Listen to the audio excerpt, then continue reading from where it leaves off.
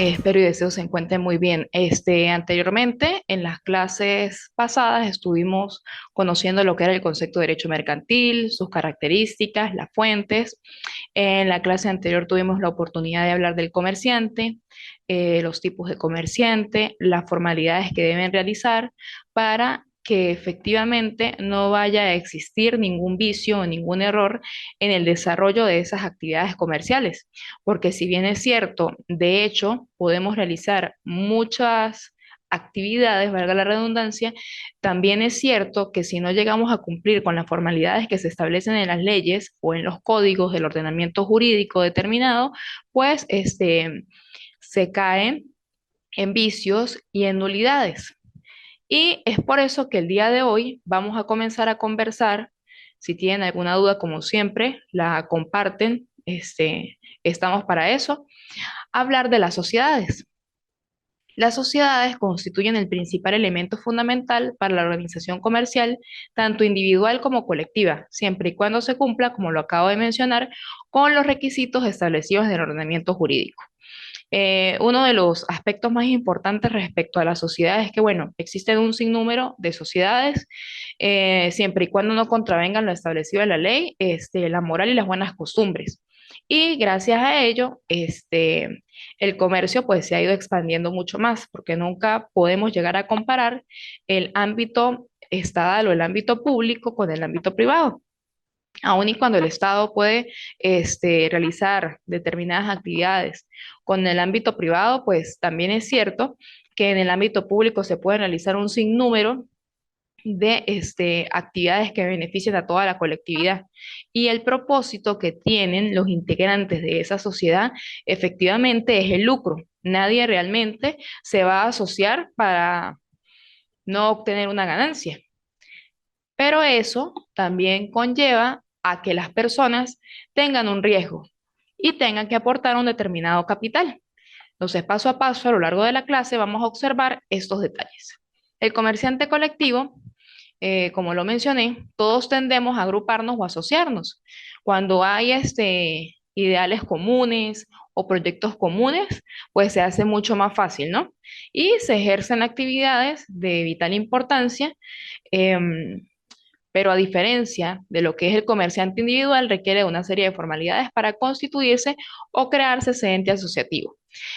Con respecto a los comerciantes individuales, como aquí en Venezuela se da mucho, las personas pueden realizar cualquier tipo de emprendimiento y no tienen necesidad de llegar a una determinada formalidad a menos que vaya avanzando mucho la situación y requieran que efectivamente se evidencie unas formalidades y tenga que estar pagando impuestos determinados para poder gozar de unos determinados beneficios.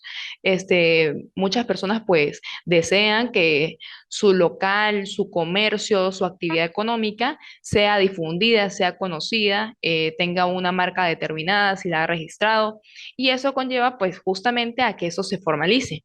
Y de allí vienen, por ejemplo, los fondos de comercio o las firmas personales. Las firmas personales son muy fáciles generalmente de constituir, las realiza una persona con el propósito de generar una ganancia y pues él responde por todas esas situaciones. En cambio, ese comerciante colectivo lo que amerita o lo que necesita es cumplir unas formalidades para poder registrarlo en el registro mercantil. Y luego de haberse registrado, se puede realizar la determinada publicidad para que tenga efecto ante personas de la sociedad o ante terceros para que ustedes me entiendan. El comerciante individual es una persona natural. En cambio, el comerciante social o colectivo se constituye por dos o más personas. En cuanto al comerciante individual, como lo acabo de mencionar, responde personalmente. En cambio, en el caso del comerciante social o colectivo, responde es el ente societario o la sociedad. En cuanto al comerciante individual, para que ustedes sigan viendo las diferencias, no tiene personalidad jurídica. En cambio, el comerciante social o colectivo posterior a esa formalización ante el ente correspondiente, que en este caso es el registro mercantil, debe cumplir estas formalidades y responde la sociedad. El comerciante individual, como lo acabo de mencionar, puede estar o no estar inscrito en ese registro mercantil, y actúa solo. En cambio, el comerciante social o colectivo debe estar inscrito en el registro, aunque como ustedes también lo mencionaron en las clases anteriores, también pueden existir estas sociedades irregulares, pero eso lo vamos a ver más adelante. En las sociedades pues existen asociados, ¿no? En el comerciante individual se responde con el patrimonio propio y en las sociedades se responde con el patrimonio del ente societario. Por eso justamente cada uno de los socios realiza determinados aportes, ya sea en dinero, en especie o de otro tipo. Con respecto a esas formalidades legales del contrato social o colectivo, en el contrato de sociedad, en el registro y la publicidad, están o existen distintas fases. En cuanto al contrato de sociedad, su celebración se refiere a la fase evolutiva y la fase constitutiva y está conformada por dos requisitos legales, que es, como lo mencioné, el registro y la publicidad. En cuanto a la sociedad, la vemos como un contrato y como un sujeto susceptible de derechos y obligaciones, porque como lo acabo de mencionar, repito, la sociedad responde por sí misma.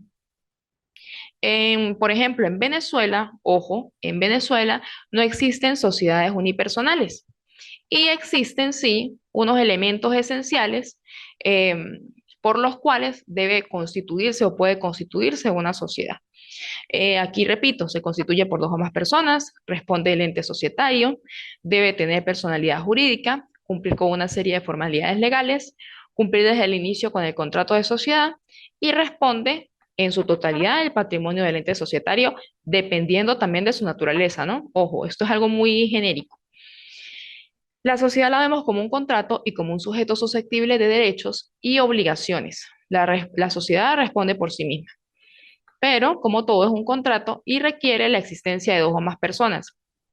Aquí en Venezuela se estila, ojo, repito, en Venezuela se estila a que si yo deseo constituir una compañía anónima, pero como lamentablemente el ordenamiento jurídico no me permite que yo constituya una sociedad con mi sola presencia, ni con el aporte que yo realice, puedo ponerme de acuerdo con un amigo o con una persona que, bueno, que le interese realizar una inversión por un tiempo determinado, se constituye la sociedad entre esas dos personas y posterior a los 6 meses, esa persona se puede retirar, me vende las acciones y yo quedo encargada de esa sociedad o de esa compañía.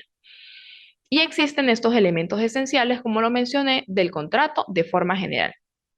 El primero de todos es el consentimiento. Esto que tiene que ver con la voluntad de los asociados, con la voluntad de las partes, que efectivamente las personas deseen constituir esa sociedad. El objeto, bueno, tiene que tener un propósito común entre las partes que quieran constituirlo y obviamente que sea lícita esa actividad a la cual se va a dedicar. La capacidad y la causa. La capacidad es que los socios requieren que necesariamente tengan capacidad plena para poder celebrar contratos, porque si participa una persona que tenga una determinada incapacidad, pues no va a surtir efectos o va a nacer con vicios.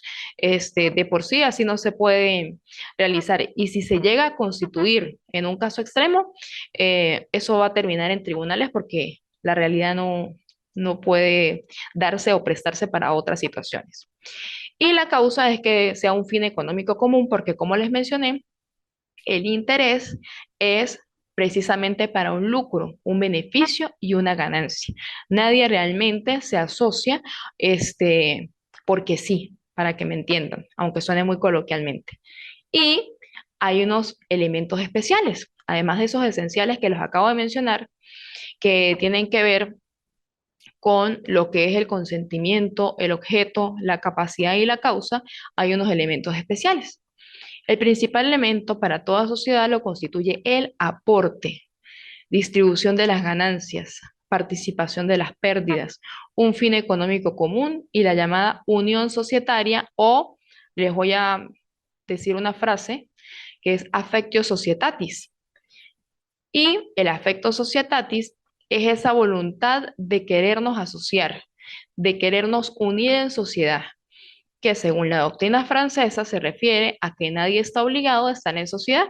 Se debe querer, se debe tener la voluntad de estar en ella. Esto es adoptado por toda la doctrina universal para que esto se dé de forma voluntaria. Entonces ya como ustedes saben, tiene que existir como un requisito especial la affectio societatis o la voluntad, el deseo de estar en sociedad para que ella efectivamente exista.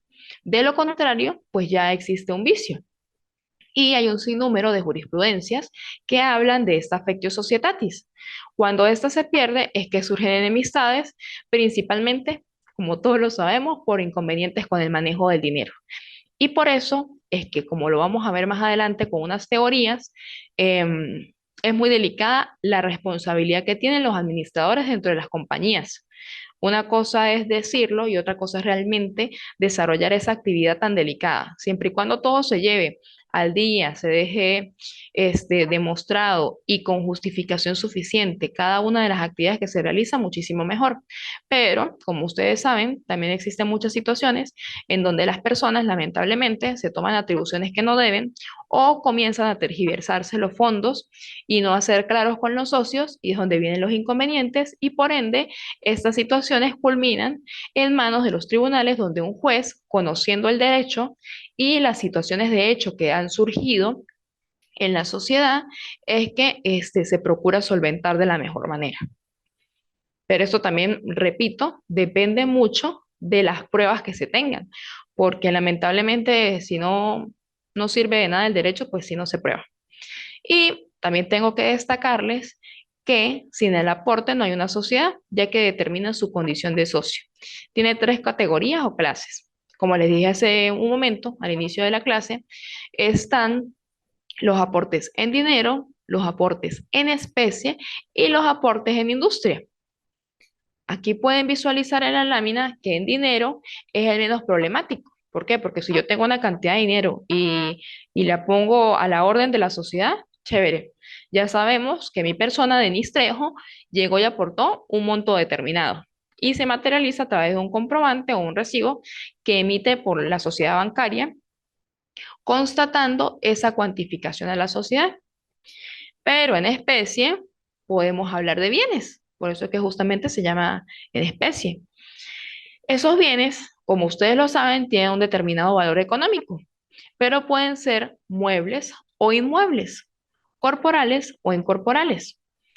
Pero, dependiendo de su naturaleza, estos bienes muebles o inmuebles deben ser registrados o notariados. Ustedes dirán, ¿por qué? ¿Por qué deben ser registrados o notariados esos bienes que pasan a la compañía? Cuéntenme ustedes qué se les viene a la mente, por qué tienen que ser registrados o notariados esos bienes. Buenos días, doctora. Para que quede un respaldo legal, así como en el dinero queda un certificado, un voucher bancario, acá tendría que quedar algo legal, escrito y que quede un registro. Ajá, muchísimas gracias por esa acotación, está excelente. Pero ustedes, ¿por qué creen que debe quedar asentado de esa manera? Porque si, por ejemplo, el señor Felber y mi persona, yo aporto, por ejemplo, un carro y el señor Felber aporta una casa. En el caso del carro, pues podemos ir a la notaría y en la notaría se deja por sentado que yo aporté un carro. En el caso del señor Felber, tenemos que ir al registro a efectivamente dejar por sentado que él aporta ese bien inmueble. Pero ¿por qué hacemos eso? ¿Por qué estamos registrando o dejando esa muestra legal de que efectivamente eso se hizo? ¿Qué se les viene a la mente? Doctora, muy buenos días. Primeramente, yo no sé cómo si me erraré, pero considero que serían activos fijos, bienes adquiridos, durante las transacciones empresariales, ¿no? Como un justificativo pudiera ser, y adicional para que no vayan a hacerse, a malversarse, sino que ya netamente queden auditados como para uso de la empresa. Correcto, muchísimas gracias por esa acotación. Así es, efectivamente, hay personas que piensan que nada más por el hecho de que yo estoy aportando un carro a la empresa o a la sociedad, entonces, bueno, el carro sigue siendo mío. Y no, realmente el carro no sigue siendo mío porque ya pasa a esa persona jurídica y justamente por eso es que se deja por notaría, porque entonces mi aporte a esa sociedad fue el carro. Ya el carro sale de mi administración, de mi titularidad y pasa a esa compañía. En el caso que tomé como ejemplo al señor Felber, que mencionaba que él había aportado un bien inmueble. Por eso es que debe dejarse por sentado legalmente que el señor Felber aportó a la sociedad una casa, porque ya no puede llegar y decir que ese bien inmueble es suyo, ese bien inmueble le corresponde a esa sociedad y de conformidad con la distribución de las acciones que tengamos cada uno, va a ser nuestra ganancia cuando efectivamente esa ganancia se genere por parte de la sociedad. Muchísimas gracias por la participación. Y pues también deben recordar que, además de dinero y en especie, les mencioné que también puede existir un aporte en industria. Y se refiere a esos conocimientos que se tengan, ¿no? Si se quiere traspasar, es susceptible a una valoración económica, ya sean fórmulas secretos, entre otros, más no es el trabajo, ya que no es bien valorado. A esto me refiero a estos secretos que puede llegar y poseer una persona con la finalidad de llegar y que ese fin económico y ese interés que tengamos todos y cada uno de constituir una determinada sociedad, bueno, como el señor Felber, y disculpe que lo siga tomando como ejemplo, tiene conocimientos en determinada rama o para realizar un procedimiento determinado, pues eso tiene una cuantificación o una valoración económica y eso es lo que él está aportando a esa sociedad. Y como le dije, aquí también entra a colación lo que hablábamos la semana pasada respecto a esos secretos o, o a esas cláusulas de confidencialidad que a veces se firman al inicio de una relación laboral, porque es algo valioso y que sin la existencia de ello, pues realmente la empresa no sería la misma. Si es difundida esa información que, por ejemplo, tiene fehacientemente el señor Felber, pues no va a ser igual.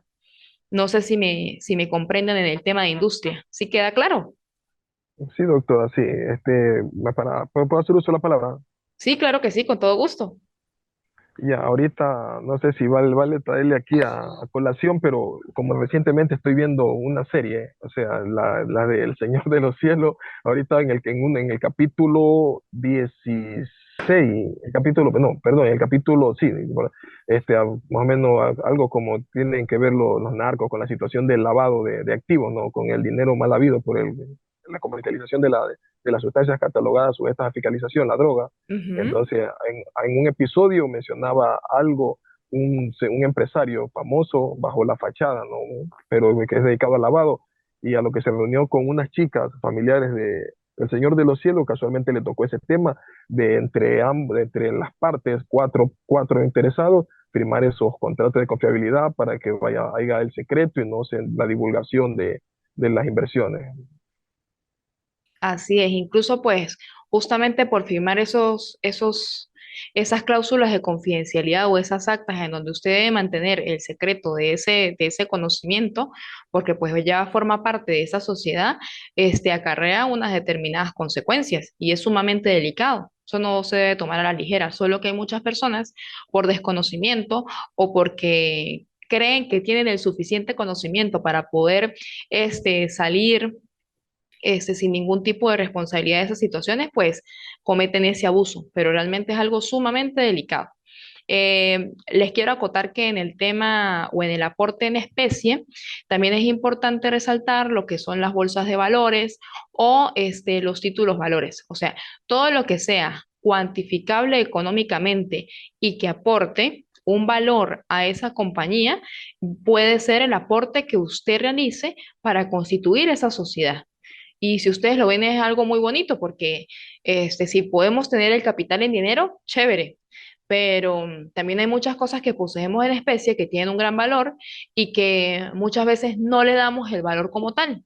Aunque también hay personas que mencionan que cuando se tratan de bienes muebles pierden un valor a la medida que se va depreciando o a la medida que van saliendo al mercado otros bienes, pero nunca pues subestimemos el valor de lo que tenemos porque con ellos podemos contribuir o podemos cumplir uno de los proyectos que tengamos en mente al momento de constituir una sociedad.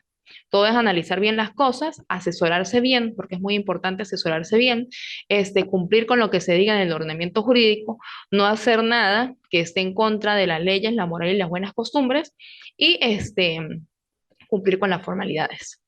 Como les dije, el fin económico de las sociedades es común. No van a hacer aportes efectivamente para perder. Todos buscan es una ganancia y un beneficio común. Pero toda sociedad comienza con un contrato, como lo dije hace un momento, y ese contrato debe cumplir con unas características. Primero, la voluntad. Por eso es que mencionamos que una de las características es que es consensual, el deseo de querer asociarse, ese affectio societatis. Yo no me asocio no teniendo esa voluntad de quererme asociar. Lo hago con toda mi voluntad y con todo el consentimiento de que eso se materialice. Es aleatorio, porque el accionista o el socio no conoce realmente el destino de sus aportes. ¿Por qué les hablo de esto? Porque realmente yo puedo tener el propósito de invertir y de que en un futuro no muy lejano, aunque a veces los inicios son un poquito complicados, realmente yo desconozco qué va a ser el futuro de mis aportes de conformidad a las actividades que se realicen en esa sociedad.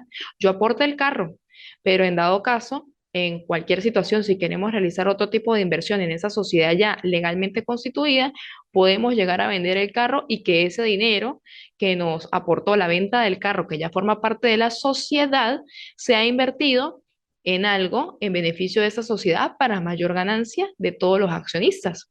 O en el caso del bien inmueble es lo mismo, pero todo, como les digo, debe quedar debidamente respaldado.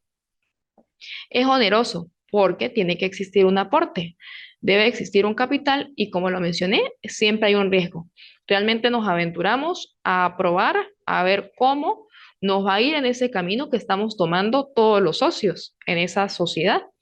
Este, y hay un dicho muy coloquial, discúlpenme la frase tan coloquial o tan criollita que voy a decir, que es que dicen, el que no arriesga un huevo no sabe si va a tener un pollo. O sea, tenemos que arriesgarnos para realmente saber si nos da buenos frutos. Y puede que al principio no nos vaya muy bien, pero con el paso del tiempo y aplicando la resiliencia, la astucia y observando las necesidades que tenga la sociedad o el grupo al cual va dirigido la constitución de esa sociedad, sé que nos va a ir mucho mejor. Lo que pasa es que lamentablemente muchas personas cuando emprenden el camino de constituir una sociedad consideran que a muy corto plazo se tienen muy buenas ganancias. Puede que hayan personas que hayan iniciado esa actividad económica sin haber formalizado desde un inicio. O sea, podemos hablar de sociedades irregulares, como lo hemos mencionado, pero en algún momento van a tener que ponerse al día con lo que establece la ley. Pero también deben recordar que muchas veces estas ganancias en sociedad se ven es luego de los 5 años. Entonces ahí es donde yo les digo, deténganse un poquito a pensar. Hay muchos socios que deciden disolver esas compañías o esas sociedades porque se dieron cuenta que llegaron los 5 años y no tuvieron una ganancia que esperaban. Entonces ahí es donde hay que ser un poquito perseverantes, resilientes, insistir, persistir y no desistir, porque si se hacen bien las cosas, si se está bien asesorado, si se tiene un buen equipo de administración y se hacen las cosas como tienen que ser, yo sé que van a funcionar. De tracto sucesivo. ¿Por qué hablamos de tracto sucesivo? Porque las obligaciones se pueden cumplir paulatinamente. ¿Qué quiere decir esto? En el caso de paulatinamente, es porque yo puedo llegar y mencionar que yo voy a aportar, por ejemplo, $5,000 a la sociedad que estamos constituyendo nosotros los que estamos en clase, $5,000. Pero yo en este momento no tengo $5,000, yo tengo solamente $2,500. Entonces yo digo que hay un capital suscrito de $5,000, pero estoy aportando en este momento 2,500 y me comprometo a que al cabo de un año yo pueda aportar los otros $2,500 que me hacen falta para que esté completo mi aporte. Es como una promesa, o sea, tiene relación a las promesas de compra y venta, algo, pero en este caso sería una promesa de inversión.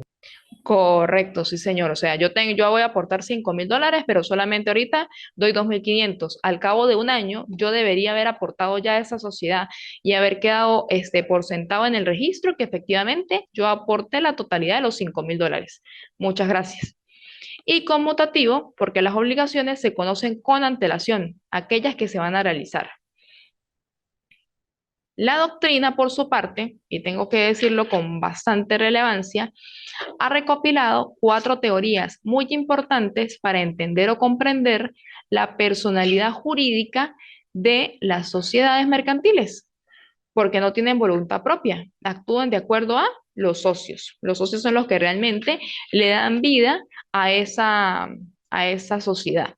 Entonces, tenemos así lo que es la teoría de la ficción, la teoría del sujeto sin derecho, la teoría de la realidad de la personalidad jurídica colectiva y la teoría de la doctrina normativa. Con respecto a lo que es la teoría de la ficción, em, para que ustedes más o menos vayan visualizando de qué se trata esto, si yo a ustedes les hablo de la teoría de la ficción, ¿qué se les viene a la mente? ¿Qué palabra, qué frase, qué piensan si yo les hablo de ficción? Es algo imaginario, visionario. Correcto. Entonces, en este caso, en la teoría de la ficción, que el creador de esto fue Savigny, a través de distintos mecanismos, la ley es producto de la creatividad humana. Eso también opinan los doctrinarios franceses. El Estado y las corporaciones son personas morales y también son ficción, actúan a través de sus órganos y resultan de los hechos reales. En este caso, nosotros como socios, los que estamos aquí en clase, queremos constituir una sociedad. Realmente eso viene de nuestra imaginación. Nosotros solamente lo hemos imaginado, lo hemos creado, pero eso viene de la fantasía. Y ya cumpliendo unas determinadas formalidades, es que nosotros le damos vida a esa persona jurídica que es la determinada sociedad. Entonces ya saben, recuerden que la teoría de la ficción viene de Savigny y que así como hemos creado una ley que viene de lo imaginario, que viene de la ficción, lo mismo pasa con lo que son las sociedades. Es un invento humano que con su creatividad y cumpliendo las formalidades establecidas en la ley, nosotros lo llevamos a lo que es la realidad, para que sea sujeto de derechos y obligaciones. Porque como les dije, hay aspectos muy importantes como lo que es el registro y la publicidad para que tenga efectos ante terceros. En cuanto a la teoría del sujeto sin derecho, que es la segunda teoría importante para comprender la personalidad jurídica de las sociedades, es que cuando se crea esa determinada sociedad, ya tiene su propio patrimonio, como les comenté hace un momento, ya sea en dinero, ya sea en especie o sea en industria. Entonces, teniendo su propio patrimonio, podemos dividir nuestro capital personal, o sea, que es el mío propio, que no tiene nada que ver con la sociedad, y está el capital afectado, que es el que está destinado para esa sociedad. Significa que el patrimonio de la sociedad mercantil está señalado para quién es decir, está afectado a un sujeto como tal. Si no está afectado, ese patrimonio no tiene ningún tipo de derecho. Como tercera teoría está la teoría de la realidad de la personalidad jurídica colectiva. Y esto tiene que ver con lo que les comenté hace un momento, una de las características importantes para que se celebren los contratos, que es la voluntad, la affectio societatis, lo que yo realmente deseo. Es la voluntad que proviene de los socios subordinado a los requerimientos y decisiones de los mismos. Si nosotros realmente no tenemos la voluntad de asociarnos, si realmente no tenemos esos ideales o ese proyecto en común, pues realmente no existe esa realidad de personalidad jurídica. Entonces, teniendo esa voluntad y teniendo como una planificación determinada de lo que vamos a querer constituir en esa sociedad y lo que vamos a realizar, se cumple con la teoría. Pero también está la teoría de la doctrina normativa. La teoría de la doctrina normativa se subsume en la normativa en materia de personalidad jurídica, la cual se adquiere en el registro del documento constitutivo en la oficina de registro, ya sea mercantil, ojo, o ya sea inmobiliario, si es en materia de derecho civil. Esto es que habiendo cumplido las formalidades de la norma, esa sociedad tiene personalidad jurídica. Por eso es que se llama teoría de la doctrina normativa. Habiendo cumplido con lo que me establece la ley, ya esa personalidad jurídica existe. Y ustedes, observando lo que es la teoría de la ficción, lo que es la teoría del sujeto sin derecho, lo que es la teoría de la realidad de la personalidad jurídica colectiva y la teoría de la doctrina normativa, ¿cuáles creen que tiene más receptividad? Porque recuerden que son teorías. Sí, doctora, la teoría de la realidad de la personalidad jurídica colectiva sería una que yo podría mencionar. Por el tema de la voluntad, ¿verdad que sí? Sí. Excelente, gracias. ¿Algún otro compañero que quiera participar, que quiera dar su aporte en cuál considera que sea la teoría más aceptada por todos? Yo también, doctora, coincido con la compañera Catherine, de igual manera la teoría de la realidad de la personalidad jurídica colectiva, porque es la voluntad de cada socio, entonces no hay ningún tipo de presión. Ok. Bueno, de conformidad a lo que se ha hablado en la doctrina, ojo, en la doctrina, especialmente para el doctor Morles Hernández, que es conocido por sus aportes y apuntes en el derecho mercantil, la teoría más apoyada es la teoría de la ficción. ¿Por qué? Porque de esa parte abstracta, cada una de las personas que quieren constituir esa sociedad, pues crean ese ente que era imaginario y ahora existe, ya tiene personalidad jurídica porque fue creado por ellos. Pero también hay otros autores, tal como ustedes lo acaban de mencionar, que apoyan mucho la teoría de la realidad de la personalidad jurídica colectiva, por esa voluntad que es tan importante y que sin ella, pues realmente la sociedad adolecería de esa personalidad jurídica. Si no hay voluntad, no existe absolutamente nada. O sea, eso es como que la que concatena todo lo demás. Entonces, para que ustedes sepan o les quede presentes, la más aceptada es la de la ficción, pero también hay un gran porcentaje de la doctrina que apoya la teoría de la realidad de la personalidad jurídica colectiva. ¿Qué tal le parece esas teorías a ustedes? No se me queden calladitos, que me gusta que participen. Bueno, aunado a esas teorías que hablan de lo que es la personalidad jurídica de estas sociedades, es muy importante mencionarles lo que es la teoría del velo societario. ¿Ustedes creen que si sucede algo con respecto a esa sociedad que nosotros acabamos de constituir legalmente, los que estamos aquí en la clase? Estamos las 7 personas en la clase, constituimos una sociedad, se presentó una situación con la sociedad y ahora hay que responder. En este caso, ¿respondería solamente a mi persona o, por ejemplo, el señor Ferber o Catherine? ¿O responde la totalidad de lo que es el patrimonio de la sociedad? ¿Ustedes qué piensan?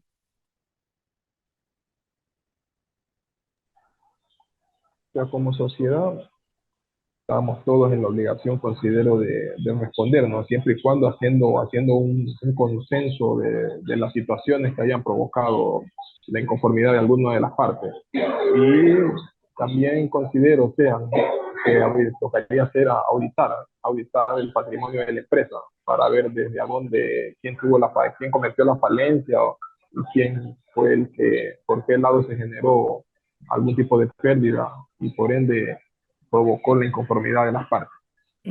Correcto, muchísimas gracias. Justamente existe lo que se llama, y espero que lo tengan presente, les voy a colocar ojo, ojo con esto, existe lo que se llama la teoría del velo societario. Esa teoría del velo societario lo que da a entender es que nosotros ya habiendo constituido formalmente esa, esa sociedad, ya haya ocurrido lo que haya ocurrido, existe una protección a los socios, a los accionistas y a los administradores. Se cubren, como lo dice su propia teoría, de un determinado velo en donde se realizan los actos es en nombre de la sociedad, no es en nombre solamente de mi persona o en nombre de Felber o en nombre de Caterín. No, no señor. Constituimos la sociedad, existe la voluntad, está esa personalidad jurídica, está, como le dije al inicio de la clase, una de las características importantes que responde es el patrimonio de la sociedad. Entonces, a eso se refiere la teoría del velo societario. Al constituirse la sociedad, está protegida por un velo en donde, habiendo analizado las circunstancias, como lo acaba de mencionar el compañero, entonces responde es esa sociedad. Pero ustedes saben que cada regla tiene su excepción y se generan muchos abusos al ordenamiento jurídico. Y el autor Borjas habla del abuso de la personalidad jurídica. ¿Qué piensan ustedes de eso? Tenemos un velo societario, tenemos una protección. Nosotros tenemos ese propósito y está constituida, pero se generaron abusos. ¿Ustedes consideran que habiéndose generado esos abusos, como lo dijo el compañero, podría realizarse alguna verificación o podría realizarse alguna sanción respecto a esa mala actuación o desviación del capital?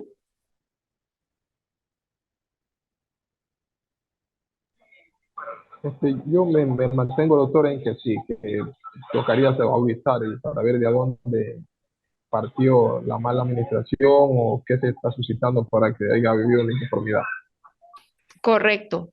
Y allí, al lado de lo que es la teoría del velo societario, es donde ustedes van a escuchar la teoría del desgarramiento, ojo, desgarramiento o levantamiento de ese velo societario, de conformidad a esa malversación de fondos, desviación de fondos, desviarse del propósito común que tiene esa sociedad, habiéndose evidenciado el abuso del ordenamiento jurídico, aun y cuando existe esa protección a todos y cada uno dentro de esa sociedad por ese velo, allí es donde se desgarra o se levanta ese velo de la sociedad y viene lo que se llama la teoría del desgarramiento del velo societario. Si bien es cierto, los socios o accionistas van a realizar actos en contra de los intereses, no es menos cierto que aun y cuando hay leyes que han violentado el velo societario, es la protección que tienen los socios y accionistas, dada y condicionada por esa responsabilidad, obligaciones y compromisos que en el ejercicio de sus funciones realizan los administradores y aprueban las sociedades en la asamblea y directiva de la sociedad. Por eso es, como le estaba mencionando hace un momento también, que es tan importante el rol que tienen los administradores dentro de una compañía. Y aquí menciono a los contadores públicos. ¿Por qué? Hay muchos contadores públicos que obviamente pues estudiaron y aman su profesión, pero cuando se les menciona que van a ser administradores de una sociedad, lo piensan.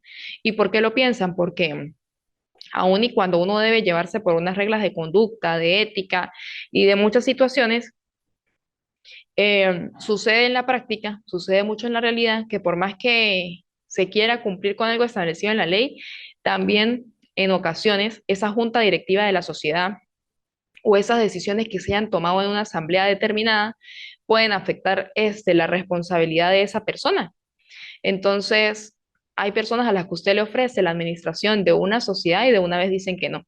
Dicen que no porque les da miedo y las consecuencias establecidas en el ordenamiento jurídico son graves. No sé si me doy a explicar.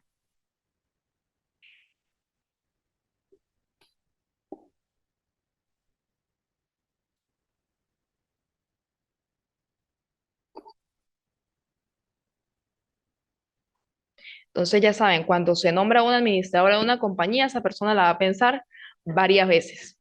Si realmente pues es una persona con conocimiento de causa y sabe que realmente el mal obrar o el abuso o violación del ordenamiento jurídico va a tener que responder de una determinada manera, efectivamente teniendo evidencia de que eso fue así. Porque sin medios probatorios y sin la valoración de los mismos, pues también es muy difícil, ¿no? Hay personas que son muy astutas y se valen de su sapiencia o de lo que hayan realizado anteriormente para eso. Pero en definitiva, pues considero que en un buen derecho y contando con personas que conozcan realmente el ordenamiento jurídico y contando con unos buenos abogados, esa responsabilidad va a caer en la persona que efectivamente obró mal en su momento de vida. Y la teoría del disgregar es que la regla que impera es la del velo societario. La excepción es intentar acciones en contra de los socios y accionistas, porque toda excepción, como les dije, configura una regla. Entonces, la teoría común e importante es la teoría del velo societario. Realmente, cuando nos asociamos, estamos protegidos como por un velo imaginario. Eso pues efectivamente no lo vemos, pero como existe esa personalidad jurídica propia, existe una verdadera protección. Más sin embargo, existe también el levantamiento de ese velo corporativo o ese velo societario en dado caso de la existencia de unas irregularidades debidamente pues con su investigación, ¿no? Y por ejemplo en Venezuela, la teoría del levantamiento o desgarramiento del velo societario se aplica solo en dos casos: por haber infringido o violado la ley o por fraude en el derecho como tal. Y en esas situaciones en donde se infringe la ley y en donde hay fraude al derecho como tal, es en donde responden los socios, como lo acaba de decir el compañero. Independientemente de lo que ocurra, de lo que las sociedades lleguen a considerar, van a pagar impuestos las personas que tienen responsabilidad para ello, por actuar con mala fe. Ok, habiendo tomado o habiendo aclarado ya esta situación, como les repetí, le corresponde al juez o a la autoridad judicial, también con la ayuda de expertos técnicos y peritos, romper ese velo o la personalidad jurídica de la sociedad y entrar para buscar esa verdad y ese responsable de ese abuso y que responda. Porque pues de lo contrario sería muy injusto. Ustedes se imaginan que, por ejemplo, alguno de los socios obre sin que tenga que hacerlo a nombre de esa sociedad y afecte a toda la sociedad, que hay personas que llegan y arriesgan todo y aportan todo a una sociedad que apenas está comenzando y de una vez se venga, por ejemplo, a la quiebra. Entonces, a mi modo de ver, de una manera muy personal, considero que es importante la existencia de esta teoría del levantamiento del velo societario para encontrar a los verdaderos responsables de esta situación. No sé qué piensan ustedes. Al igual como dice el compañero, es importante saber quién acarrea o quién tiene una responsabilidad determinada. Y también, bueno, si en dado caso todos cometimos un error, ser sinceros dentro de esa sociedad y asumir las consecuencias que ella conlleva, ¿no? No sé si Catherine tenga una idea diferente, si cree fervientemente en la teoría del velo societario o si está de acuerdo en la existencia del levantamiento de ese velo societario, Catherine. Doctora, sí, está muy bien lo que está dando la explicación del velo societario en este momento de lo que usted ha explicado. Muchísimas gracias. ¿Alguien tiene alguna sugerencia, algún comentario?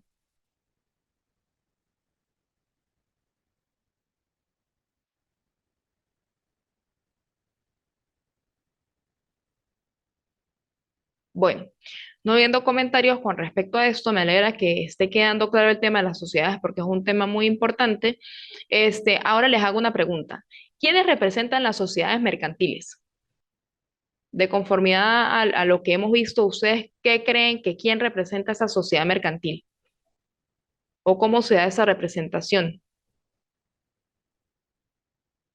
Si, por ejemplo, estamos constituidos en sociedad y queremos vender el carro que yo aporté al patrimonio de la compañía, o sea, el carro ya forma parte de la compañía. ¿Cómo hacemos para que, por ejemplo, Catherine pueda realizar esa venta a otra compañía o a una persona determinada? ¿Cómo haríamos?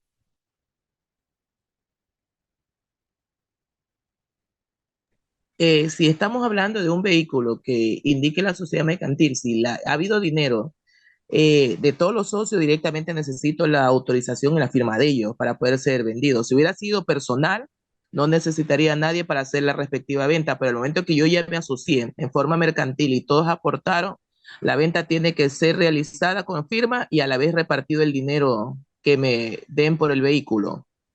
Correcto, a menos que tengamos en definitiva pues un propósito con ese dinero dentro de la sociedad, dentro de la compañía y vaya a enfocarse en una inversión más grande. Pero tal como lo acaba de mencionar la compañera Catherine, es correcto. Si nosotros deseamos vender un bien mueble o inmueble, primero tiene que reunirse esa sociedad, esos socios, convocan a una reunión y es levantada un acta en donde nosotros decidimos por unanimidad otorgarle una autorización a Catherine para que Catherine nos represente en esa compra y venta de ese vehículo o de ese bien inmueble.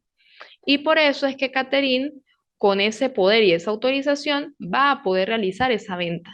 Ya si Catherine, como la hablamos en la teoría del levantamiento del velo societario, abusa del hecho de estar como socia dentro de la compañía, dice que tiene una autorización y, por ejemplo, cometa un fraude y manda a hacer un poder en donde aparentemente todos hemos firmado para que ella realice eso, entonces ahí es donde Catherine va a tener unas consecuencias determinadas porque en ningún momento ella fue autorizada para realizar esa venta. Muchísimas gracias por estar atentos. Pero sí es importante saber que sin autorización, sin el acuerdo de la junta directiva, sin la participación de todos los socios, no se puede realizar un cambio determinado dentro de la sociedad.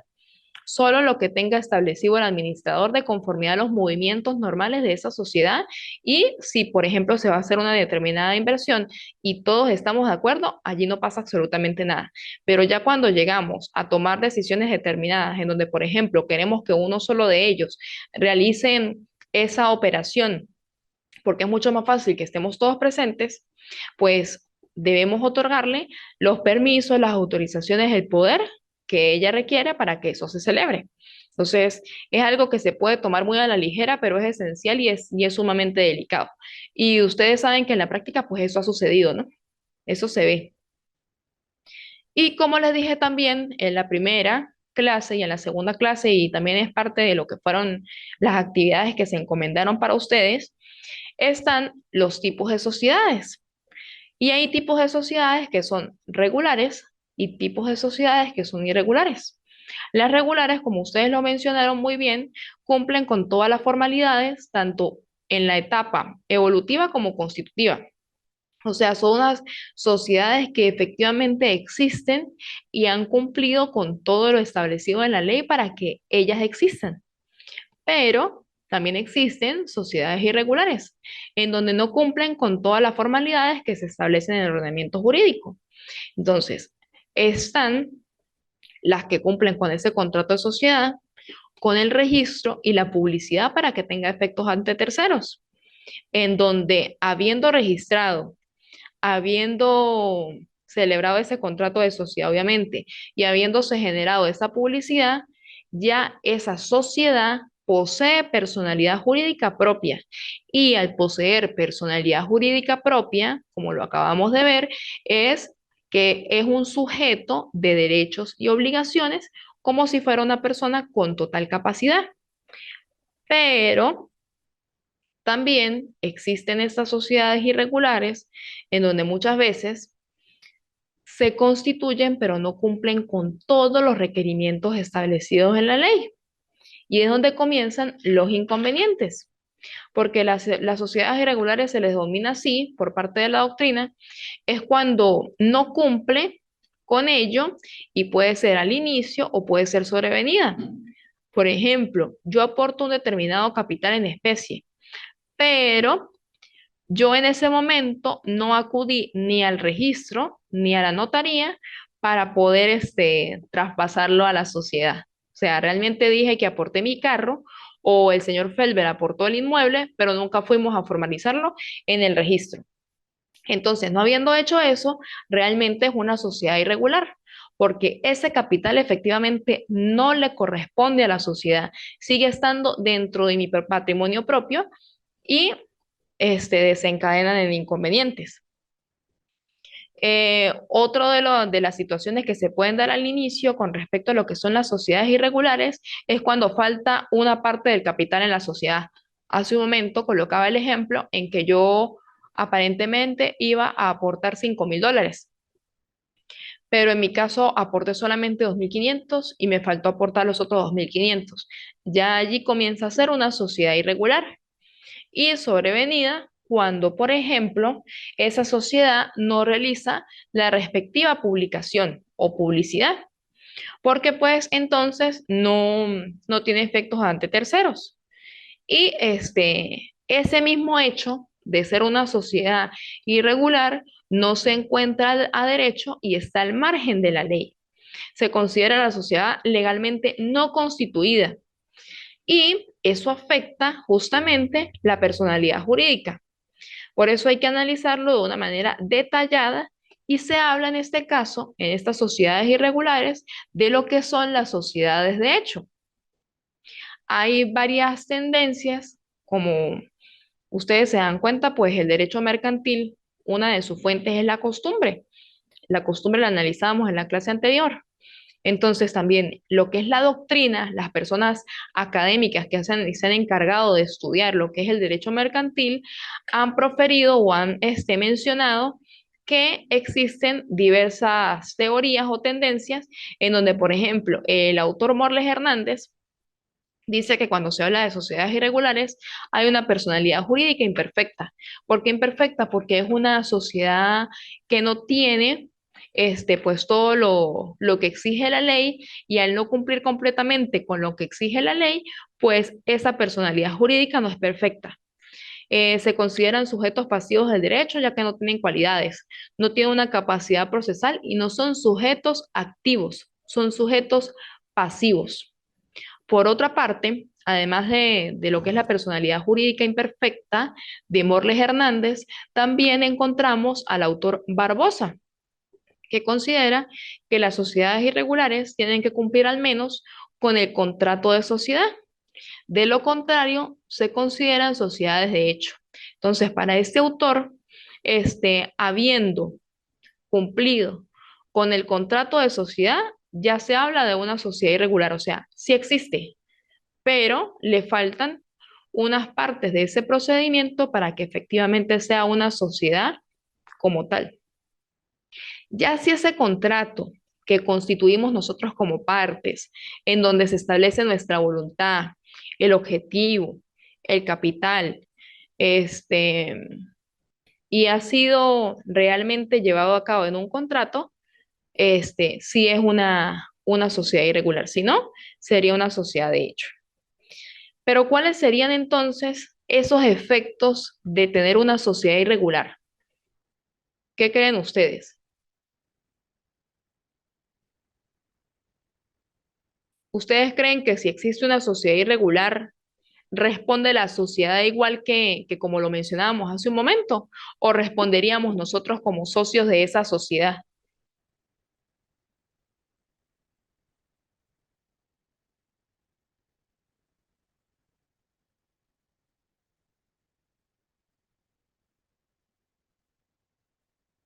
Si nos ponemos a analizar, no sé si alguien quiere participar, bienvenidas las participaciones.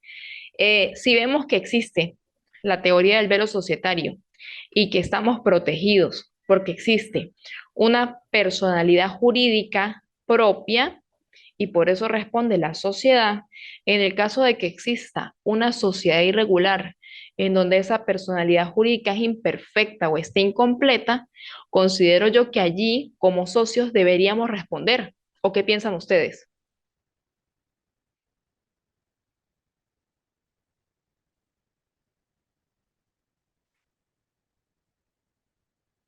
¿Qué piensa el señor Felber o Caterín respecto a lo que acabo de decir?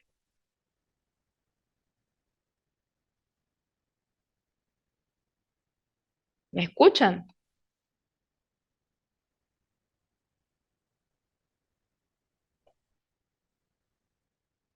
Sí, sí, se escucha, doctora.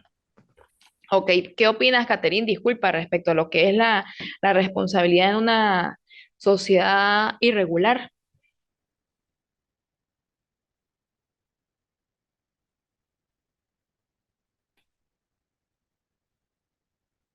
Actualmente,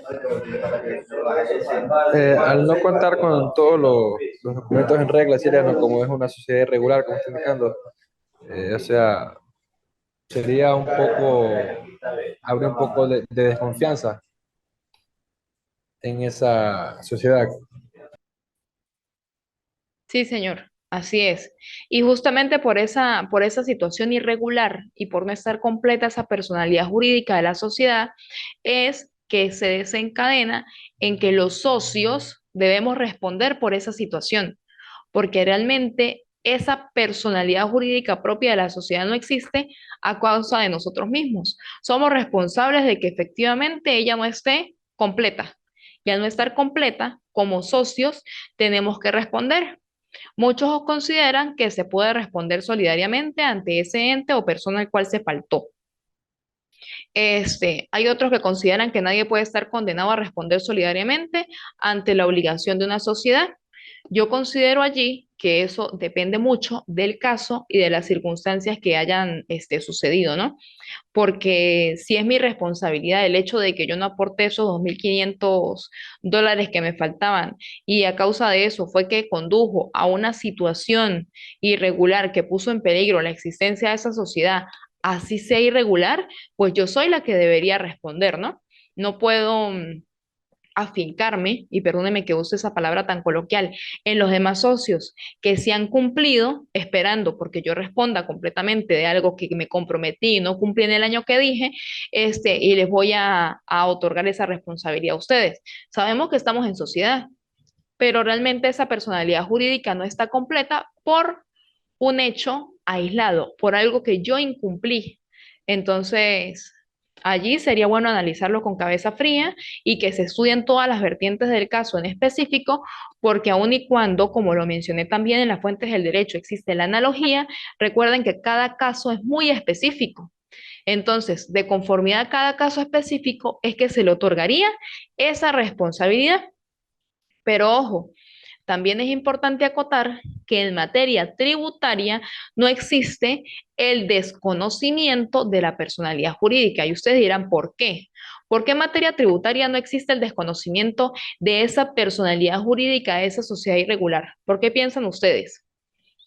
Doctora, puede ser porque no se ha completado lo que es el registro de la inscripción completa, una parte que haya causado esto de la sociedad irregular. Ujú. En materia tributaria no existe ese desconocimiento de la persona porque recuerden que allí en materia tributaria que tiene que ver y está estrechamente enlazado con lo que es el Estado, es por el principio de la autonomía del patrimonio. Obviamente al Estado no le conviene que no se tome en cuenta la existencia de esa personalidad jurídica porque quien va a perder es él. Al Estado le interesa que efectivamente las personas, ya sean jurídicas o sean naturales, tengan que pagar los impuestos para ellos tener un determinado dinero y aplicarlo a la actividad financiera del Estado y satisfacer las necesidades de la ciudadanía. Además, si yo poseo una sociedad, independientemente sea regular o sea irregular, estoy ejerciendo una actividad económica y esa actividad económica me está trayendo un lucro. Y eso es lo que le interesa al Estado, percibir dinero producto de las actividades que realizan las sociedades, independientemente si esa sociedad haya cumplido o no haya cumplido con ello. Incluso si llegan a verificar que ha sido por omisión de la sociedad, aún sabiendo que deben cumplirla, pues más a mi favor. Entonces, ojo con eso. Cuando se trate de materia tributaria, para ellos esa personalidad jurídica sí existe y tiene que responder por el principio de la autonomía del patrimonio. Y hoy en día no se habla de una personalidad jurídica imperfecta en el caso de esas sociedades irregulares, sino que se habla de una personalidad jurídica precaria. Se debe tomar en cuenta también la buena o mala fe de la situación de esos socios, ¿no? Si se conocía la situación, como lo dije, o si se desconocía por completo. Y como hemos estado conversando de estas situaciones, también quiero mencionarles que existen diferentes tipos de compañía, como ustedes lo deben saber, en Ecuador. Hay muchas empresas que se constituyen con personas extranjeras, otras se constituyen con personas nacionales. Hay condiciones para establecer esos negocios, pero el hecho de que nos encontremos en un determinado lugar hace que sea más llamativo o no tan llamativo constituir determinadas sociedades. El gobierno de Ecuador, pues, ha dado muestras también de atraer inversión extranjera, porque obviamente, pues, las condiciones son muy diferentes y la ganancia es mayor, ¿no? Aunque hay que sopesar muchas situaciones. De por sí, la moneda nacional en Ecuador es el dólar, situación muy distinta a la que vivimos nosotros, por ejemplo, aquí en Venezuela. Eh, es un comentario personal. Por ejemplo, nosotros aquí en el IESIP estamos ubicados en lo que es frontera con Colombia. Nosotros somos Estado Táchira y somos frontera con el Departamento Norte de Santander de la República de Colombia.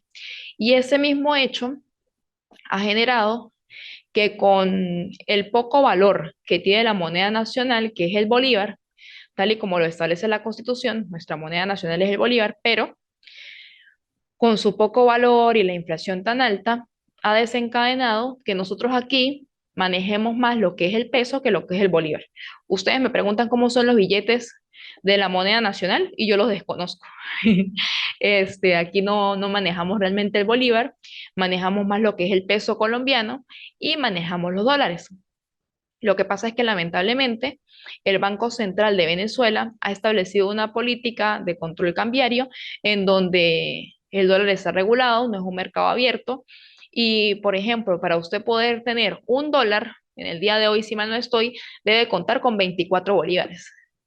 Y si ustedes me preguntan cuánto está ganando, por ejemplo, un funcionario público, es aproximadamente $6. En la medida que va aumentando el dólar, pues obviamente es menos la cantidad que está recibiendo. Es un mercado muy volátil y aquí manejamos entonces bolívares, dólares y peso colombiano. En el caso de Ecuador, pues es muy diferente, se maneja solamente el dólar. En el estado Bolívar, que ahorita es un estado que está altamente afectado por grupos armados al margen de la ley, no sé si ustedes han escuchado el arco minero del Orinoco. ¿Alguno ha escuchado el arco minero del Orinoco?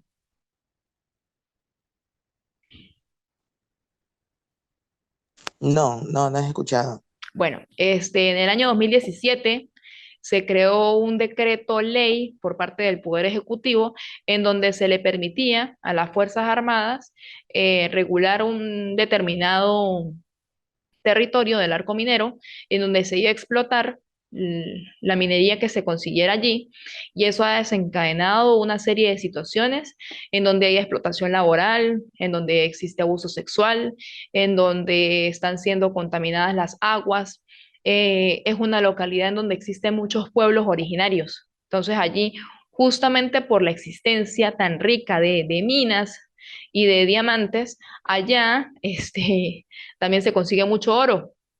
Entonces allá la gente lo que aplica es que paga con pepitas de oro. Imagínense ustedes, allá no se trabaja con el peso y no se trabaja con el bolívar, pero te pueden pagar con pepitas de oro o con dólares.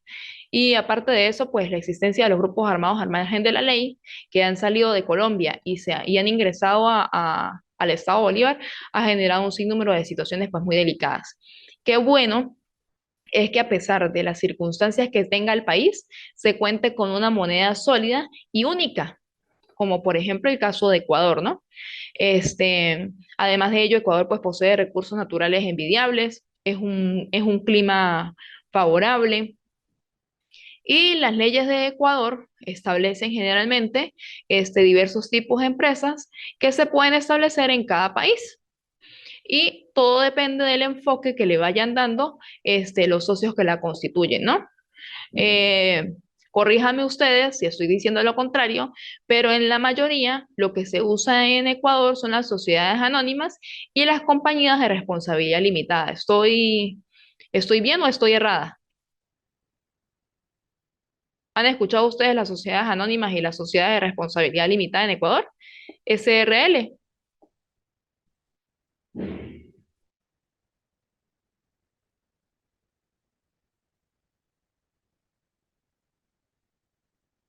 ¿Me escuchan?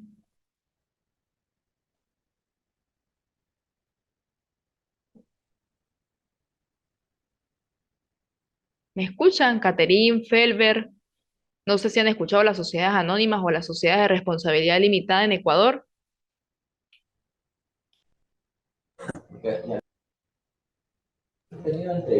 No, doctorita, sociedades anónimas me suena, pero no he escuchado. Compañías anónimas, sí. Sí, eso sí. Bueno, exactamente, es lo mismo.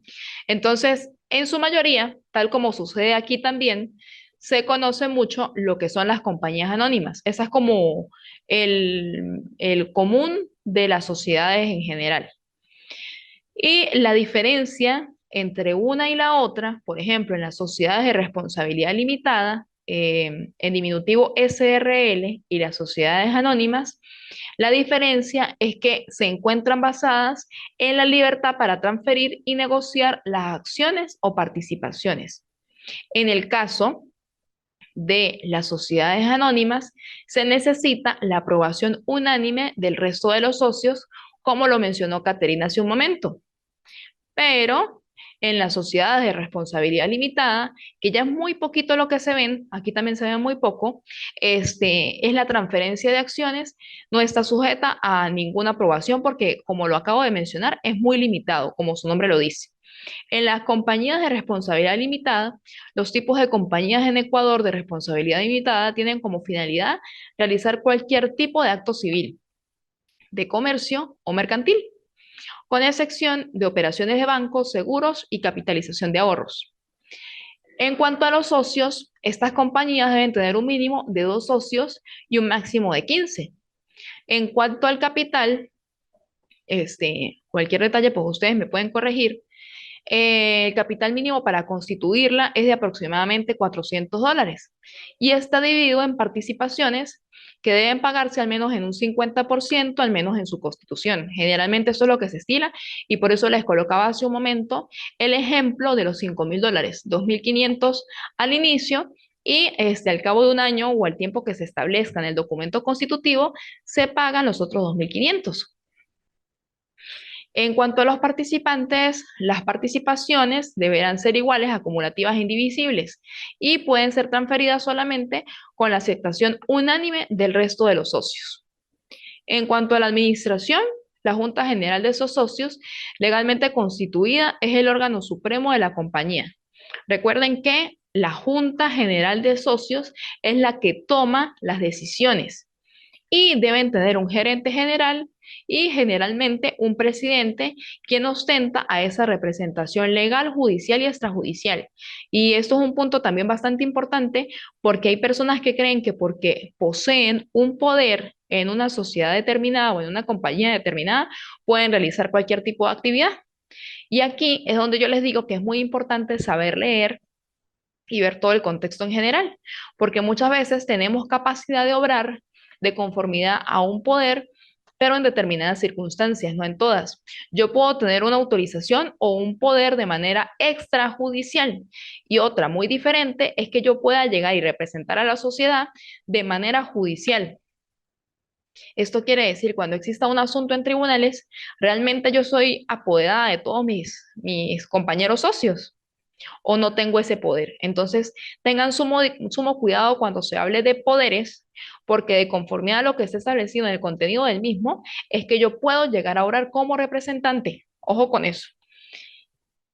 La compañía anónima es una sociedad en cuyo capital está dividido en acciones negociables y se forma, como lo dije hace un momento, por el aporte de los accionistas que responden por el monto de sus acciones. Y como lo dije hace un momento, las sociedades anónimas o las compañías anónimas son los principales tipos de sociedades que existen tanto en Ecuador como aquí en Venezuela. Eso sí es muy, muy normal. En cuanto a los socios en las compañías anónimas, como lo dije, existen mínimo dos, deben existir mínimo dos personas. Y en cuanto al capital, el capital mínimo para constituir una compañía es aproximadamente $800. Si estoy errada en la situación de Ecuador, pues ustedes me pueden corregir. No tengo ningún inconveniente. Qué mejor que ustedes para que me corrijan. Este, pero hasta donde tengo entendido es de $800. Y está dividido en acciones. En el otro caso eran participaciones. Aquí son acciones. Y el porcentaje mínimo de capital pagado se define por la superintendencia de las compañías. En cuanto a las acciones serán siempre nominativas y pueden ser ordinarias o preferidas. Las primeras confieren todos los derechos fundamentales que en la ley se reconocen a los accionistas, mientras que en las preferidas no tienen derecho a voto, pero pueden conferir derechos especiales en cuanto al pago de dividendos y la liquidación de la compañía. Ojo, recuerden que cuando se va a disolver una compañía o una sociedad, esa compañía o sociedad tiene que hacer el mismo procedimiento que cuando se constituyó. Así como yo acudo al registro a constituir esa compañía, tengo que acudir también al registro para informar que esa compañía se va a disolver, porque si no, no podemos o desconocemos qué tipo de consecuencias se acarrea si nosotros llegamos a disolver esa compañía y no informamos al registro. Por ejemplo, en el ámbito tributario podemos llegar a seguir pagando impuestos. Y si, por ejemplo, llegamos a la quiebra, ¿cómo podemos cubrir ese pago de impuestos? Allí es donde también tenemos que volver a mirar lo que es la teoría del velo societario y el levantamiento de ese velo societario. Ojo con eso. En cuanto a la administración, la Junta General de Accionistas legalmente constituidas es el órgano supremo de la compañía, aunque también todo depende del contenido que se establezca en ese contrato, en esa acta constitutiva. El acta constitutiva es la que generalmente, cuando se hace de hecho, para poderla llevar al registro mercantil, es la que le da el nacimiento a esa sociedad por esa voluntad que tienen las partes de constituirla. Y está hecha cumpliendo con lo que se establece en la ley y en el ordenamiento en general, ética, buenas costumbres, por la voluntad de las partes, o sea, qué es lo que realmente quieren, cuánto será su vigencia, cuántas serán las acciones, qué valor tienen esas acciones, cómo va a ser administrada y cuáles son las funciones de cada una de las personas que integran esa compañía o esa sociedad. Por otra parte, perdón, esas compañías deben tener un gerente general y un presidente quienes ostentan esa representación. Vuelvo y les reitero, tengan mucho cuidado con el tema de la representación legal, lo que son esos poderes en materia judicial o en materia extrajudicial. Pero también existe la constitución de sociedades en Ecuador por medio del Internet. Este, Existen constitución de compañías online por parte de la Superintendencia de Compañías que se pueden formar tanto en sociedades anónimas como las de responsabilidad limitada de forma rápida y simple y con menor costo. En este caso, eligen generalmente un objeto social y hasta 5 actividades complementarias en la clasificación industrial internacional uniforme con todas las actividades. Dado que es administración de la compañía, los derechos y obligaciones de los socios y accionistas, las formas y plazos para convocar a las juntas del órgano máximo administración se encuentran descritas en la ley de compañías, los estatutos que se obtienen mediante el proceso online son más bien simples y pueden ser reformados si así lo resuelve la Junta General siguiendo el proceso legal establecido. Por eso yo les había encomendado una actividad referente a las compañías de acciones simplificadas, porque Ecuador en ese caso nos lleva mucha distancia con respecto a lo que es en Venezuela. Como les decía también en las clases anteriores, por ejemplo, si yo acudo a Colombia teniendo nacionalidad colombiana, puedo constituir muy rápidamente un fondo de comercio o una compañía de acción simplificada. En cambio, aquí en Venezuela, lamentablemente, no lo puedo hacer. Aquí en Venezuela, si yo deseo iniciar una actividad económica legalmente establecida, yo solita puedo establecer un fondo de comercio o una firma personal, pero si quiero establecer otro tipo de negocios, por ejemplo, con ustedes siendo venezolanos, tenemos que cumplir con lo que establece el Código de Comercio, que ese capital pues no esté en contra de la malversación de fondos, como lo dijo el compañero, siempre y cuando su origen sea lícito, pues no va a haber ningún inconveniente. Pero la constitución de las mismas demora mucho, demora muchísimo. Y a pesar de que se están tratando de implementar sistemas que faciliten esa situación, pues lamentablemente hay unas determinadas trabas que todavía se están estableciendo. Tengo el conocimiento de que así como se está implementando esto en materia mercantil, se quiere llevar a otras instancias como en la notaría y en los otros registros civiles. Entonces, pues habrá que estar atento a las nuevas actividades que realiza el Poder Ejecutivo. Y hay un detalle aquí también en Venezuela, que es que además del bolívar y el dólar, que es lo que generalmente a nivel nacional se escucha, a menos que estemos en frontera, es el petro. No sé si ustedes habían escuchado el petro, el nombre petro. Por ejemplo, Caterín, Felber, Yanio, Gabriel, ¿habían escuchado esa palabra, el petro? Doctora, el único nombre Petro que me suena es el actual presidente de Colombia. Ok, bueno, hoy aprendieron algo nuevo. Petro de petróleo, que no. Pues yo creo que tiene que ver más o menos con eso. Pero en Venezuela, el Poder Ejecutivo, ya aproximadamente año y medio, 2 años, está usando el petro como el valor determinado para poder realizar una serie de situaciones. Por ejemplo, si yo quiero tramitar mi pasaporte, tengo que pagarlo de conformidad al valor del petro y el Banco Central de Venezuela. Entonces, a mí el petro mm, me establece que hoy vale tanto de conformidad a la volatilidad aquí de la economía y yo puedo pagar hasta 5.000 bolívares por un pasaporte. Les informo que el pasaporte venezolano es el segundo pasaporte más costoso a nivel de Latinoamérica.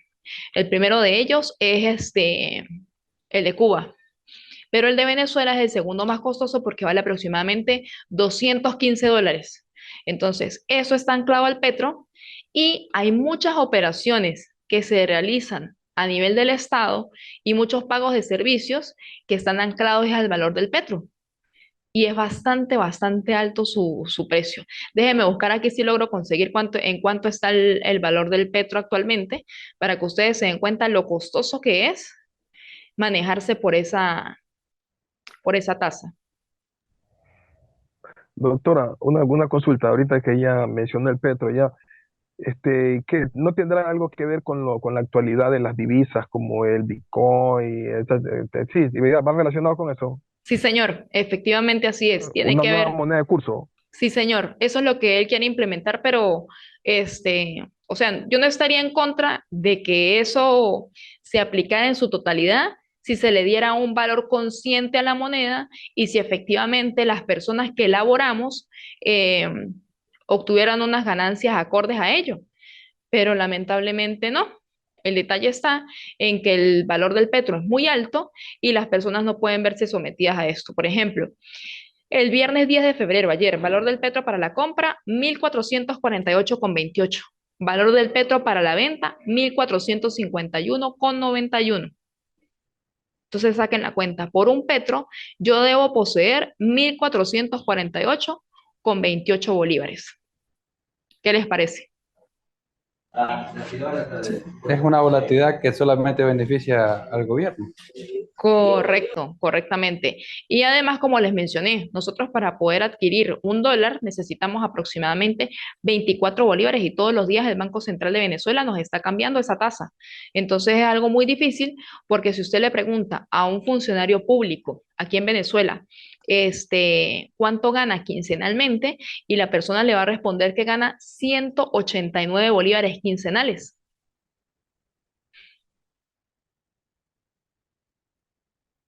¿Qué les parece? De 189 bolívares quincenales al valor del petro a 1.448 es muchísima, muchísima, muchísima la diferencia.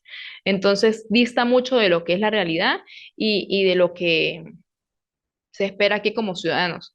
Por eso, saliéndome un poquito de lo que es el tema, se han visto también ahora muchas manifestaciones y protestas por parte de los funcionarios públicos, en especial de los docentes, porque ganan unos salarios muy bajos que no les cubre incluso ni el pago de su transporte para llegar a laborar en las escuelas y colegios. Delicado, ¿verdad que sí? En exceso. Sí, muchísimo. Y ya otra vez, ingresando a lo que es la materia, también tienen que tomar en cuenta que hay unas diferencias entre lo que son las empresas y las sociedades. En cuanto a las empresas, recuerden que son un conjunto de recursos materiales y personas que el empresario utiliza para desarrollar una determinada actividad mercantil. Se refiere al objeto. En cambio, la sociedad es la figura que el empresario adopta para ejercer la actividad mercantil. Se refiere al sujeto. Entonces ya saben, la sociedad es el sujeto y la empresa sería el objeto. Ojo con eso. Una es el sujeto y la otra el objeto. Pero también existen lo que son asociaciones y sociedades. La asociación es el deseo de estar en grupo y en sociedad. Se refiere al todo. Forman esa sociedad. La asociación busca el beneficio del ente asociativo. Se trata del género, se fortalece ella misma. En cambio, la sociedad, como les dije desde el inicio de la clase, tiene fines de lucro. Se refiere a la especie y es apoyado por el doctor Barbosa, que hace un momento les mencioné, en donde busca el beneficio individual en cuanto a sociedades mercantiles. Las ganancias y pérdidas pasan a los socios. No sé qué tal les pareció la clase de hoy, si les pareció amena, si entendieron, si tienen algo que decirme, una sugerencia. Muy interesante, doctora, de mi parte. Chévere, muchas gracias. ¿Qué tal le pareció a Caterina, Felber? Sí, Una un repaso preguntita, general de todas las sociedades. Sí, estuvo muy clara la clase el día de hoy. Ah, bueno, me contenta, me alegra bastante. doctorita. Ajá, dígame. Al momento que estamos hablando en el tema de la materia de derecho mercantil, eh, más o menos la pregunta sería, estamos hablando de, ¿hay alguna cantidad tope en la cual entra el derecho mercantil, qué sé yo, en el sentido de lo micro o macro? ¿O existe alguna otra materia que maneja mayores cantidades? ¿Me puede aclarar un poco más la pregunta? Disculpe. En el momento que estamos hablando de la materia de derecho mercantil, ¿verdad? Que estamos hablando de las sociedades, empresas y todo eso de aquí, ¿hay alguna cantidad tope que se maneje, qué sé yo, en el tema económico, Eh, asociado con la materia? ok, si nos referimos, por ejemplo, a las sociedades, ojo, hablando de las sociedades, si nos referimos a las sociedades, siempre el registro mercantil como formalidades nos va a establecer un mínimo. Como yo le dije hace un momento, de conformidad a lo que leí, el mínimo que puede poseer un conjunto de personas para constituir una sociedad en Ecuador es $400. El de aquí, pues como les dije, es muy, muy volátil, ¿no? Pero tampoco es que sea tan bajo. Y con respecto a los máximos, pues de conformidad a lo que se aporte en esa sociedad, también recuerden que van los derechos de registro, porque para yo poder registrar necesito un determinado arancel. De conformidad a ese monto, pues entonces sería el aporte que yo hago de arancel a ese registro y también eso tiene mucho que ver con lo que es el pago de los impuestos. Y uno de los detalles también que va a observar siempre, siempre, siempre el Estado cuando se va a trabajar como ente privado es de dónde surgen esos bienes o de dónde surge ese dinero. Si el dinero es lícito y usted ha comprobado que el origen de esos bienes y de ese dinero no tiene nada que ver con esa parte negativa, esa corrupción, ese lavado de dinero, no hay ningún problema. Pero como les digo, tenemos que evidenciar y comprobar que efectivamente ese dinero viene del trabajo y no de una malversación. Y esos altos montos siempre van a estar fiscalizados o supervisados por lo que es el Estado, sobre todo en el ámbito de los impuestos, porque mientras más dinero circule, pues mayor va a ser el pago de los impuestos. No sé si a esa venía su pregunta. Sí, mi doctora, muchas gracias. Gracias a usted. ¿Alguna otra pregunta?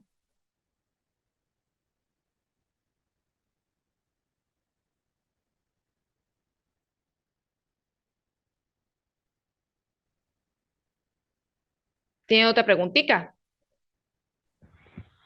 Doctora, muy buena. Yo tengo una pregunta, pero no sé si me salga de la materia. Ok, tranquilo, con todo gusto. Ya como, o sea, ya que trae a coincidencia lo que es la materia de la sociedad mercantil, o Ujú. sea, no sé dentro de esta materia si también valga el contexto de la sociedad matrimonial en algo que mucho me anda en la cabeza ya rato, por mi profesión de lo que es las uniones acá en Ecuador que realizan ciertos famosos, por llamarlo así, personajes públicos muy Ujú. conocidos aquí en la farándula y otros medios que realizan las capitulaciones matrimoniales. Entonces, no sé si tenga que ver con esta materia también ese tema. Pues eso tiene que ver también con lo que es el derecho civil, ¿no? Y el detalle está es que, por ejemplo, hay algo muy importante, como lo dijo hace un momento Caterina en la clase. Recuerden que si, por ejemplo, A y B son esposos y han comprado algo entre ellos, si, por ejemplo, A quiere vender un bien, tiene que pedirle autorización o tiene que estar de acuerdo B para que se pueda realizar esa venta, porque eso que se obtuvo en pareja, pues debería ser la ganancia en pareja, a menos que haya, como usted lo acaba de mencionar, unas capitulaciones matrimoniales. Eso es un tema muy delicado y también depende de la legislación de cada país, pero por ejemplo, en nuestro caso, y comúnmente se conoce que todo lo que yo adquiera antes del matrimonio es mío. Ya cuando yo me caso y adquiero otros bienes, independientemente sea por inversión propia, ya forma parte de las dos personas. No sé si me entienda. Sí, sí, doctor, acá también se maneja así, efectivamente, lo que se ha adquirido fuera del matrimonio ya efectivamente es del titular. Y ya una vez dentro del matrimonio, efectivamente ya esos bienes ya se unifican a la relación. Sí, señor, correcto. Pero eso también trae mucha tela que cortar, hablándolo coloquialmente, porque se quiere llegar a tergiversar esas situaciones y hay personas que establecen otro tipo de hechos, ¿no? Dentro de esa relación. Y entre los socios, pues entre marido y mujer, puede llegarse a constituir esas sociedades, pero es un tema bastante, bastante delicado. No estoy diciendo que es imposible y que se da, sí se da, pero realmente es un tema que no debe ser tomado a la ligera y ustedes saben muy bien que en temas personales, cuando los llevamos ya a la parte laboral, pues se complica un poco, ¿no? Y siempre nosotros estamos arrastrando lo que establece también el derecho romano, aunque no se quiera ver por muchas cosas, en el derecho romano a la mujer la consideraban como si fuera una cosa. Y justamente por eso cuando iba a casarse o a contraer matrimonio, la familia tenía que entregar lo que era una dote. Entonces, aún y cuando las legislaciones han cambiado, existen derechos humanos para las mujeres y todo, em, la parte del patriarcado sin tocar el tema del feminismo, está muy presente. Y pues a veces eso afecta los derechos de la mujer. Pero está muy interesante tu pregunta porque hay muchas personas que tergiversan la finalidad de las mismas y las capitulaciones matrimoniales es justamente para eso, para que si contraemos matrimonio, pues lo que yo compre es solamente mío y lo que la otra persona compre es de él y no pasa lo que es a la comunidad de gananciales o a la comunidad. Recuerden que la comunidad es obligada y la sociedad es justamente cuando nosotros nos constituimos de manera voluntaria. Y el matrimonio de por sí es un contrato. Gracias a ustedes, que tengan excelente día y muchas bendiciones. Un gusto compartir con ustedes.